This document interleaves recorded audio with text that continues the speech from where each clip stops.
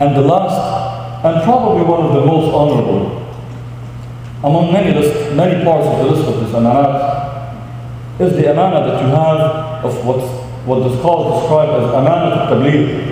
Amana al-tabligh, amana of delivery. Delivery of what? Of the message that you were entrusted with. What is that message? The message of Allah subhanahu wa ta'ala.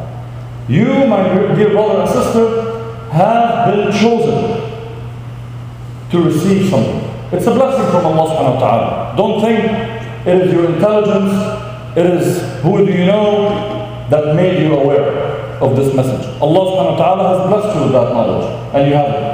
You have an amana towards that knowledge that was given to you, and that is the amana of delivery. You and I cannot convince anyone. You and I cannot convert anyone, because I sometimes hear the verse, the words among people, this person, I helped this person convert. Allah, He didn't help anything. Allah used you and blessed you to deliver. That's the most you can do. But this is what you have to do, because this is also the least we can do. The least we can do is to deliver. As Allah subhanahu wa ta'ala says, "Ud'u ila sabili rabbika bil hikmati wal maw'izati al-hasanah." Call upon your Lord, basically. Call upon to the path of your Lord. With what? With wisdom and the good words, good advice, good reminder. And of course, the wisdom and the good advice is probably what we need to remind ourselves. Because sometimes the way we call upon the path of Allah subhanahu wa ta'ala is the way we actually push people away from that path. Because we think sometimes that da'wah is a responsibility that I need to do, so I can say to Allah subhanahu wa ta'ala, alhamdulillah, I've done my duty. Now if you take him to hellfire, he deserves it. This is not what da'wah is, as you all know. Da'wah is actually when you really, from the bottom of your heart, wish good for other people. And when you wish good, it's a comprehensive good. You wish them good in their material life. You wish them good with their family, in their health, in their happiness. You truly wish them good.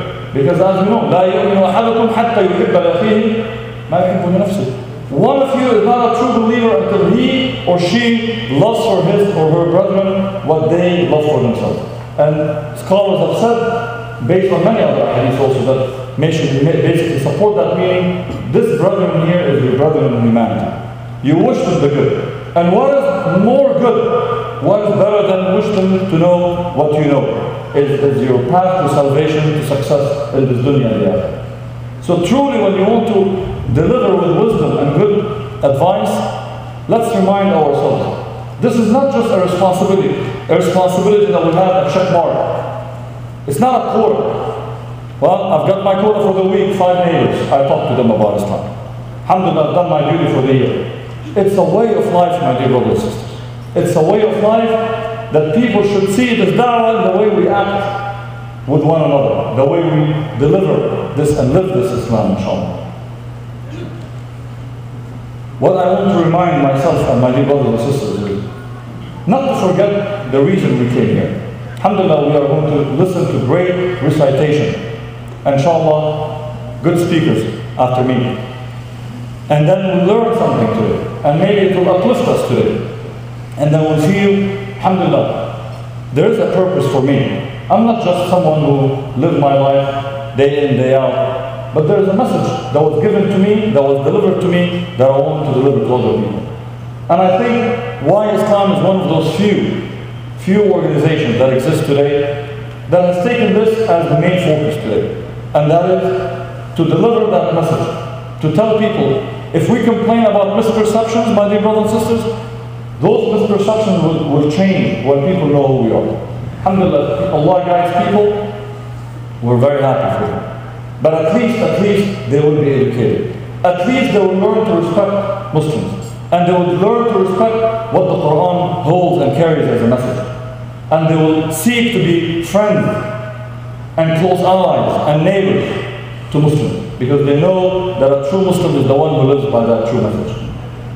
So let's go back to the essence of what this amana was put on us.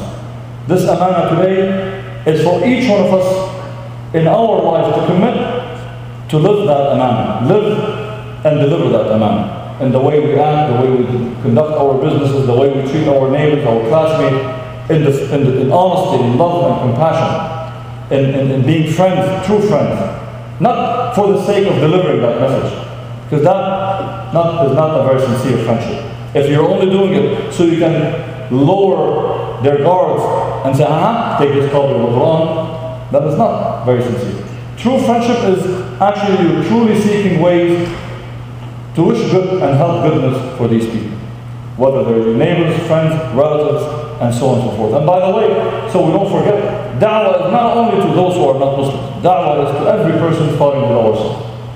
Probably I'm more in need of da'wah than many people you know, and many of your family members, and yourself, and so on, because we need the reminder.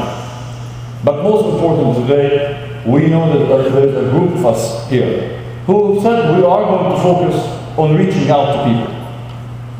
At book festivals, at the marketplace, at the mall, to show a face of Islam, a smiling face. And mashallah, you know these brothers and sisters, they're always smiling. So you want to place these brothers and sisters in places where people know how beautiful this smile is. And the only way they can do it is if they have the funds to be able to be there. Whether to cover the cost of books, people.